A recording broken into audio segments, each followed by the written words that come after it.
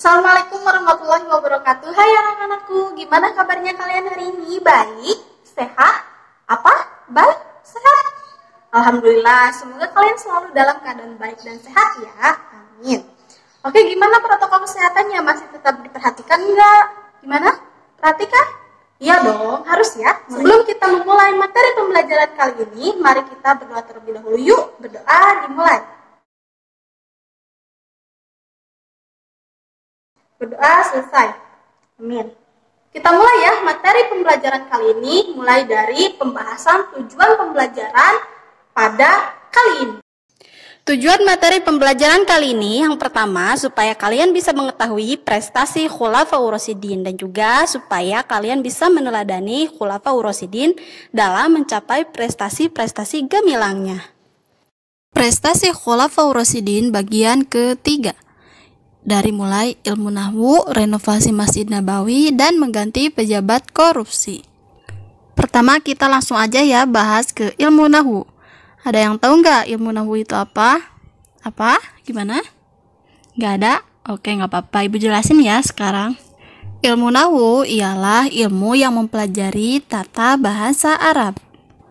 Dan kalian harus tahu juga bahwasanya pada masa pemerintahan Khalifah Ali bin Abi Thalib, penulisan huruf hijaiyah belum dilengkapi dengan tanda baca seperti kasroh, fathah, dhammah, dan syaddah. Hal itulah yang menyebabkan banyaknya kesalahan bacaan teks Al-Quran dan Al-Hadis di daerah-daerah yang jauh dari Jazirah Arab.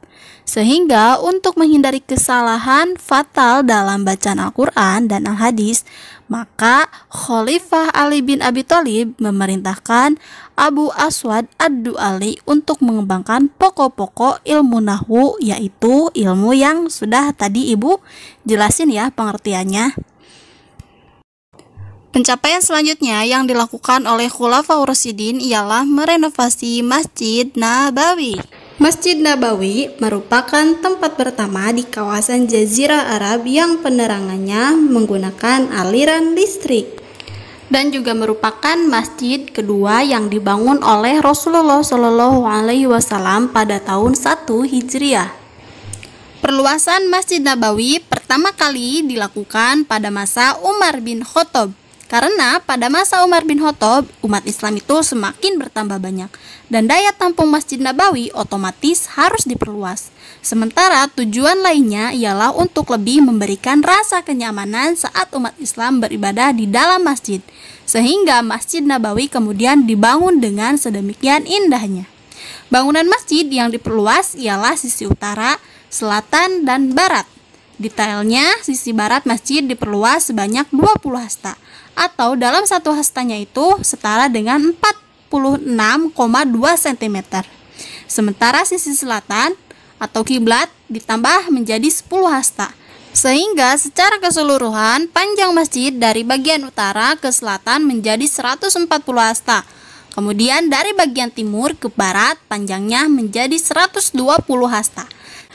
Oh iya, kalian harus tahu ya bahwasanya model Masjid Nabawi yang direnovasi dan diperluas pada masa Umar ini masih menggunakan pola dan model yang sama seperti pada masa Nabi. Dinding masih dari batu bata, tiangnya dari pohon kurma, dan atapnya juga dari daun kurma yang tingginya mencapai 11 hasta. Masjid Nabawi kemudian dilakukan kembali perenovasian pada masa Khalifah Utsman bin Affan, yakni pada tahun 29 Hijriah, karena daya tampung masjid kembali tidak mencukupi. Para sahabat kemudian mengadukan hal tersebut pada sang khalifah. Setelah dilakukannya permusyawaratan, masjid kemudian sepakat untuk diperluas.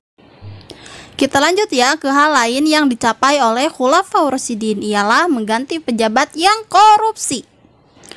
Khalifah Ali bin Abi Thalib menginginkan sebuah pemerintahan yang efektif dan efisien. Oleh karena itu, beliau kemudian mengganti pejabat-pejabat yang kurang cakap dalam bekerja, serta memberantas korupsi dan penindasan dengan cara menegakkan keadilan, yaitu dengan pembuatan SOP dalam hal-hal yang berkaitan dengan tugas jaksa, hakim, dan penegak hukum lainnya.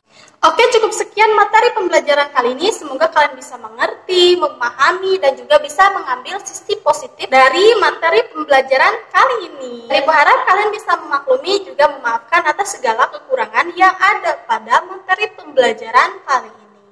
Oke, terima kasih. Wassalamualaikum warahmatullahi wabarakatuh.